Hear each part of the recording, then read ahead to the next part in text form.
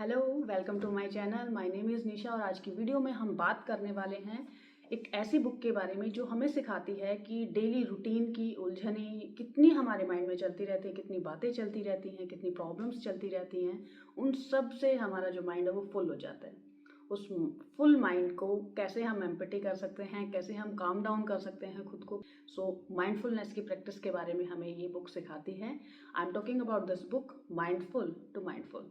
And इस book के जो ऑथर हैं ही इज़ ओम स्वामी। वो अभी एक मोंक हैं, बट इससे पहले वो एक सक्सेसफुल एंटरप्रेन्योर रह चुके हैं जिनकी कंपनी $multi-million अर्न करती थी। वो ना सिर्फ इंडिया में बल्कि अराउंड द वर्ल्ड उनकी कंपनी का काम था। बट वो सारा उन्होंने नेम एंड फेम एंड पैसा सक्सेस सब कुछ उन्होंने देखा है, स्ट्रगल उन्होंने देखा है। आपकी हमारी लाइफ में जो उलझने हैं, जो प्रॉब्लम्स हैं, जो स्ट्रगल्स हैं, वो सब उन्होंने भी फेस किए हैं, उन्होंने भी देखे हैं। And now he is a monk, तो he know about both the worlds. एक सन्यासी के जीवन और एक बिजनेसमैन या यूँ कहें कि आज का जो सभी का लाइफस्टाइल है उस तरह के जीवन के बारे में भी उन्हें फर्स्ट हैंड एक्सपीरियंस है। उनकी जो एडवाइस आती हैं वो एक प्रैक्टिकल ग्राउंड से उभर कर आती हैं, ना कि सिर्फ फिलोसफिकल पॉइंट ऑफ व्यू से। तो इस तरह से ये बुक जो है वो प्रैक्टिकल गाइडेंस हमें प्रोवाइड करती है so that we can live a more calm and mindful life. तो क्या एडवाइस इस बुक में दी गई है या किस तरह का कंटेंट है वो हम शेयर करेंगे। And I share few learnings and few interesting stories from this book so that you can make out your self कि ये बुक आपको रीड करनी है या नहीं करनी है। So let start with the book review and it's learnings. तो सबसे पहले बात करते हैं इस बुक की लेंथ की। तो इस बुक के अंदर अराउंड 180 पेजेस हैं और इसको आप इजीली रीड कर सकते हैं। लैंग्वेज बहुत इजी है, साथ में इसका जो फ्लो है वो इतना अच्छा है कि आपका इंटरेस्ट बनता है पढ़ने में, क्योंकि बीच बीच में स्टोरीज आती रहती है और स्टोरीज किसको अच्छी नहीं लगती हैं, क्योंकि वो स्टोरीज आपको लेसन भी सिखाती हैं and they create interest in reading. तो इसको अगर आप एक एविड रीडर हैं तो आप एक दिन में पढ़ लेंगे, और अगर आप एक स्लो रीडर भी हैं तो भी आप इसको एक हफ्ते में पढ़ लेंगे, थोड़ा थोड़ा टाइम डेली भी पढ़ेंगे तो। और इसकी खास बात यह है कि ये कंप्लीट जो बुक है आपको इसको एक सीक्वेंस में पढ़ने की ज़रूरत नहीं है। आप इसके अलग अलग मॉड्यूल्स को, अलग अलग चैप्टर्स को अपने अकॉर्डिंग पढ़ सकते हैं। दे आर नॉट इंटरकनेक्टेड कि आप सीक्वेंस में इनको पढ़ें। तो जब स्टार्टिंग से बात करते हैं इस बुक में क्या कंटेंट दिया गया है, थोड़ा सा बुद्ध के बारे में बताया गया है, उनका इंट्रोडक्शन है स्टार्टिंग के कुछ चैप्टर्स में। उसके बाद शेयर किया है जेन वे ऑफ लाइफ जो क्या है, मेडिटेशन उसमें किस किस तरह से होती है, जैसे जैज़ेन की बात की गई है, वॉल गेजिंग की बात की गई है, एंड देन जो उनका एक टी रिचुअल होता है चाडो उसकी बात की गई है, किन्हिन एंड स्लीप मेडिटेशन की बात की गई है। तो इस पोर्शन में बात की गई है अलग अलग तरह की जैन मेडिटेशंस के बारे में। उसके बाद जो जैन सूत्रा की टीचिंग्स हैं वो बताई गई हैं, 4 टीचिंग्स उन्होंने शेयर की हैं। फिर जैन विजडम के जो एस्पेक्ट्स हैं वो क्या हैं, उनका लाइफस्टाइल किस तरह का है।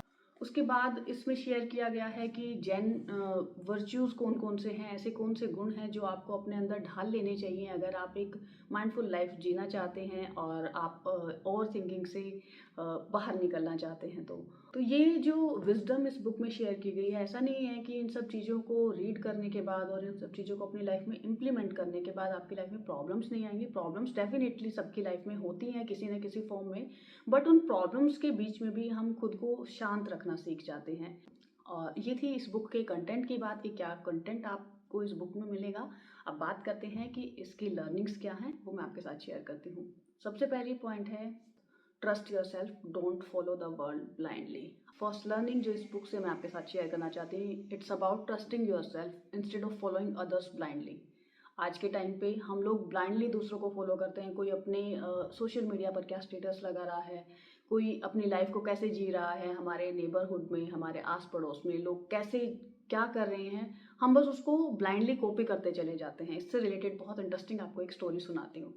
एक बार एक मोंक था, तो वो बहुत फेमस था अपने आसपास के एरिया में, सब लोग उसको बहुत मानते थे और उन्हें लगता था कि ये जो बात कहते हैं वो बिल्कुल सही कहते हैं। तो मौसम बदलने वाला था, गर्मियों से सर्दियों की तरफ जा रहा था। तो शिष्य आए, उन्होंने पूछा गुरुजी अब की बार सर्दियाँ कैसी पड़ने वाली हैं, क्या हमें तैयारियां करनी चाहिए। तो गुरु ने क्या किया, उनको बोला कि तुम जाओ जंगल में लकड़ियाँ काट के लेके आओ। उनको भेज दिया और फिर उसने एक फ़ोन किया किसी के पास, वेदर डिपार्टमेंट वाले के पास, कंफर्म करने के लिए। तो जब वो फ़ोन करता है तो वो वहाँ से सामने से रिप्लाई मिलता है कि यस अब की बार ठंड पड़ने वाली है। तो जब उसके शिष्य लकड़ियाँ काट के वापस आते हैं तो वो उनको बोलता है कि अब की बार सर्दी बहुत ज़्यादा होने वाली है, तुम जाओ जंगल से और लकड़ियाँ लेके आओ।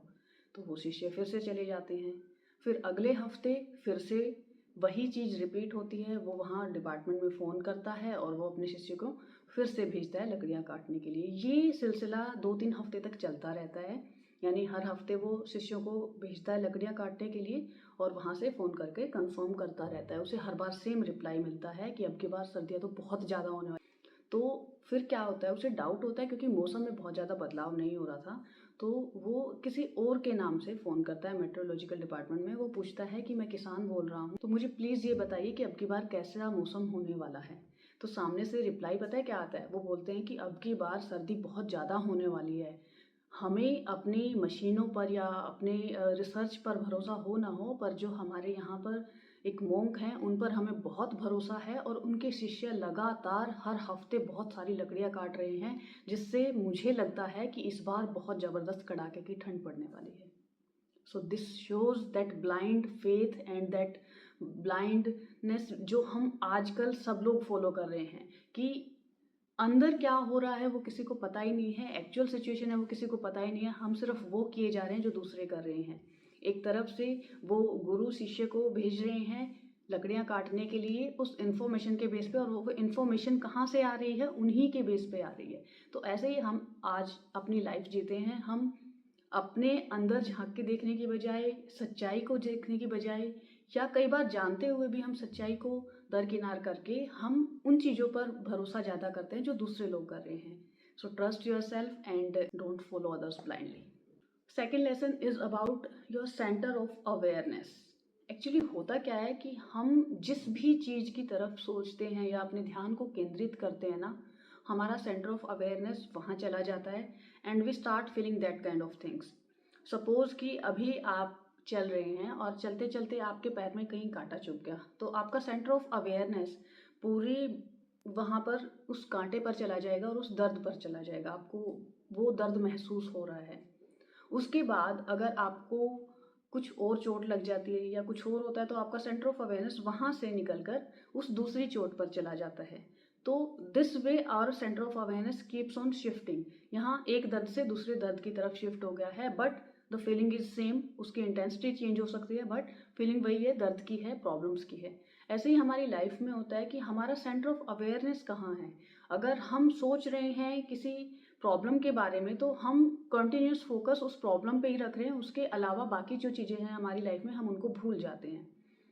जबकि होता क्या है, हम सबकी लाइफ में कुछ प्रॉब्लम्स भी होती हैं और कुछ अच्छाइयाँ भी होती हैं, कुछ अच्छे पहलू भी होते हैं। जैसे जिस समय आपको कांटा लगा, तो जहाँ आपको कांटा लगा वहाँ दर्द हो रहा है, बाकी बॉडी जो आपकी है वो तो रिलैक्स है, वो तो काम है, उसमें तो कोई प्रॉब्लम नहीं है। बट हमारा फोकस कहाँ है? सिर्फ उस कांटे पर, उस दर्द पर। तो वैसे ही हमारी लाइफ में होता है, जब कोई प्रॉब्लम आती है तो हम सिर्फ उस पर्टिकुलर प्रॉब्लम पर फोकस करते हैं। हम भूल जाते हैं कि उसके अलावा हमारी लाइफ में कितनी सारी अच्छी चीज़ें हैं।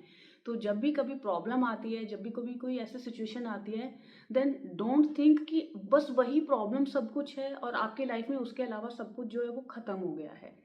वो प्रॉब्लम है, डेफिनेटली इट इज़ देयर, उसको एक्सेप्ट कीजिए, but that does not mean कि आपकी लाइफ में सब कुछ ख़त्म हो गया है। उसके अलावा बहुत कुछ अच्छा आपके लाइफ में है, उसको फोकस कीजिए, वहाँ पर अपने सेंटर ऑफ अवेयरनेस को लेकर जाइए, उसके बारे में भी सोचिए, so that you can realise कि ठीक है, there is a problem, but उसके अलावा बहुत कुछ अच्छा भी मेरे साथ हो रहा है, बहुत कुछ अच्छा भी मेरी लाइफ में है। Third point is about emotional hygiene and cleaning. चलो एक छोटी सी स्टोरी बताती हूँ। बहुत सारे जो म्यूजिकल इंस्ट्रूमेंट्स होते हैं वो एक दूसरे से बात कर रहे होते हैं और फिर वो कहते हैं कि हम सब भी तो हैं, हम भी तो इतना अच्छा म्यूजिक क्रिएट करते हैं।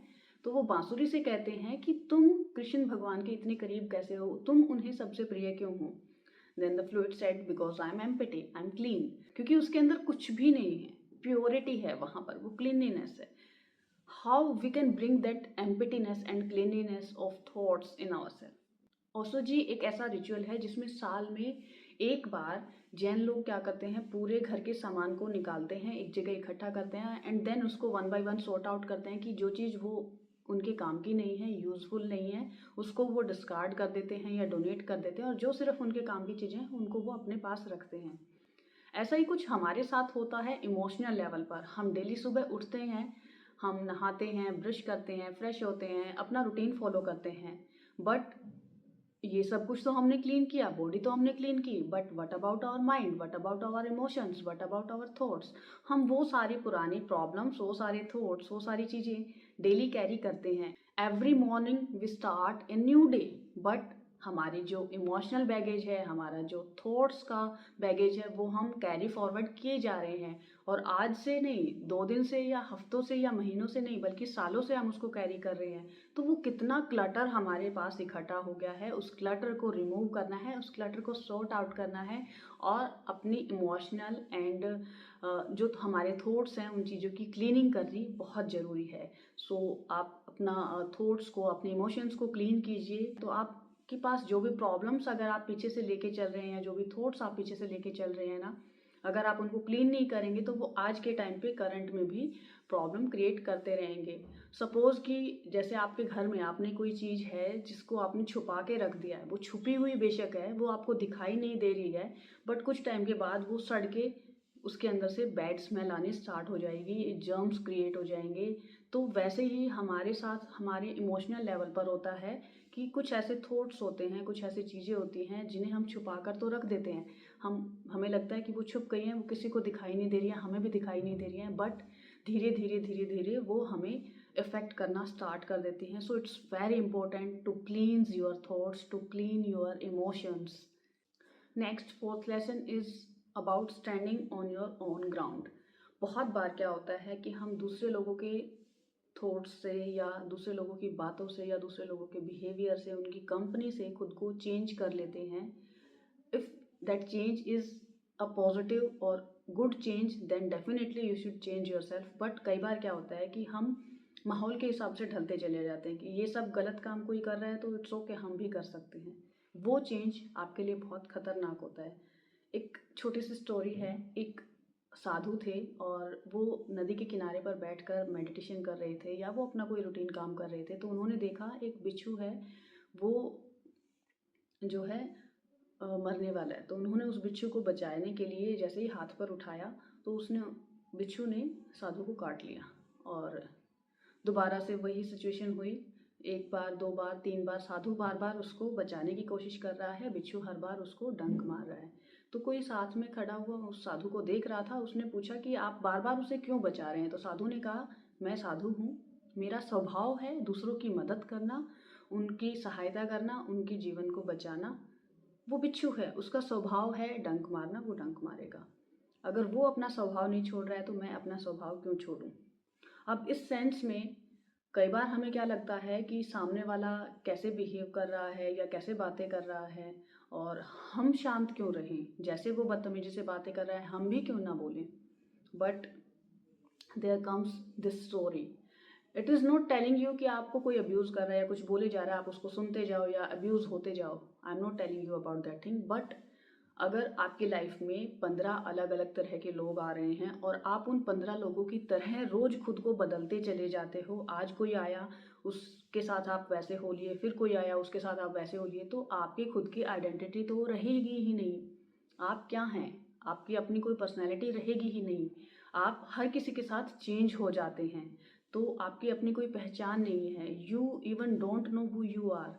तो जैसे उस साधु को पता है कि मैं कौन हूँ और ये कौन है, वैसे ही आपको भी अपनी लाइफ में पता होना चाहिए कि मेरे वर्च्यूज़ क्या हैं, मेरे कोर वैल्यूज़ क्या हैं, मैं कौन हूँ, और बाकी जिन लोगों से आप डील कर रहे हैं वो कैसे हैं, उनको जानना और पहचानना सीखना है। ज़रूरी नहीं है कि आप उन सब के साथ उनके जैसे हो जाएं। जैसे वो साधु बिच्छू नहीं बन गया था, उसने अपनी आइडेंटिटी को नहीं छोड़ा था, वैसे ही हमें भी अपनी पहचान को, अपनी वैल्यूज़ को, अपने कोर को नहीं छोड़ना है। हमें पता है कि हम क्या हैं। हर किसी के साथ हमें खुद को बदलते नहीं रहना है। Stand at your own ground. So these were few beautiful learnings from this book and this is not all. बहुत सारी अच्छी अच्छी और स्टोरीज भी हैं, बहुत सारी लर्निंग्स भी हैं, बहुत सारी ऐसी प्रैक्टिसेस हैं जो आपको हेल्प करेंगी। आज की वीडियो में इतना ही। We will meet again with some new book और सम न्यू कंसेप्ट और learnings. I will keep on sharing. Till then keep reading, keep learning. Bye bye, take care.